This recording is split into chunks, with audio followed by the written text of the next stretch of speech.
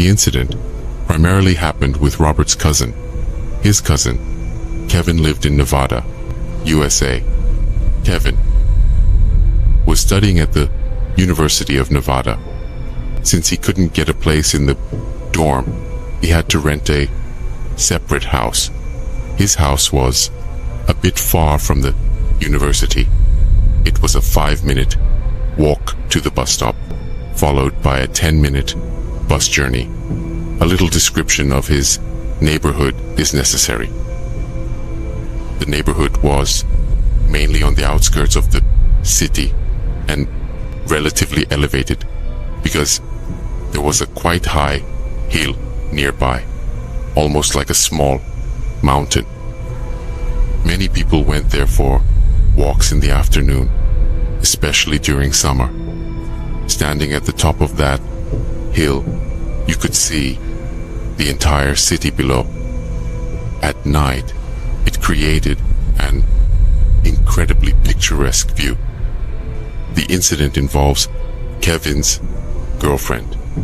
Kevin's girlfriend's name was Alice. He had been in a relationship with Alice for about 6 months. Kevin liked Alice. They were very different from other couples. They did everything together, from studying to everything else.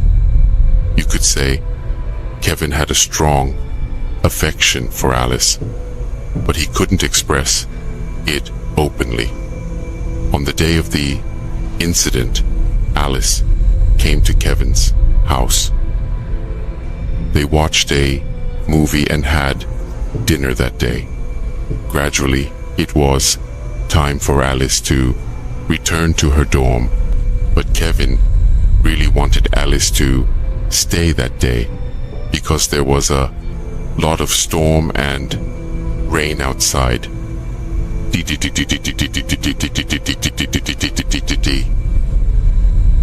And cabs were not available at that time. However, he felt a bit hesitant to suggest staying over.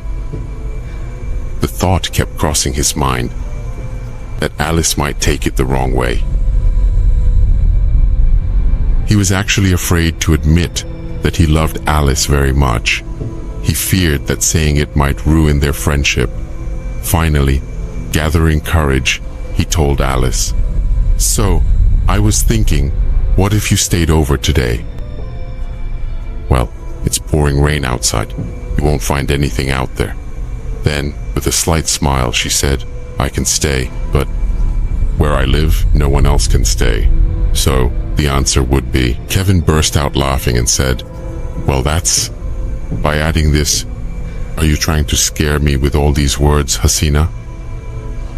Those who used to stay in my room before have told me many times, somewhat embarrassed." Kevin was completely paralyzed with fear. Alice's eyes were blood red. Her hair was floating in the air because of the wind blowing through the open window. And then Alice said, "What makes you believe you can stay with me?"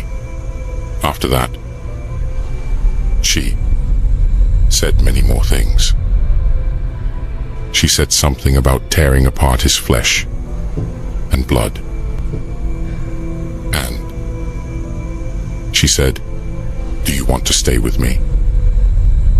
I will peel your skin off while you're alive and strip the flesh from your bones." With this chilling threat, Kevin was unable to move.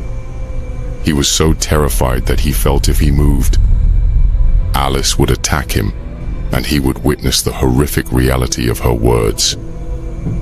Incredibly, Alice's voice was not the same as before. It was very deep, masculine, as if someone was speaking in Alice's guise. To Kevin, every moment felt like an hour. With great difficulty, he mustered the strength to swallow and said to Alice, "Alice, it's Kevin. Why are you doing this?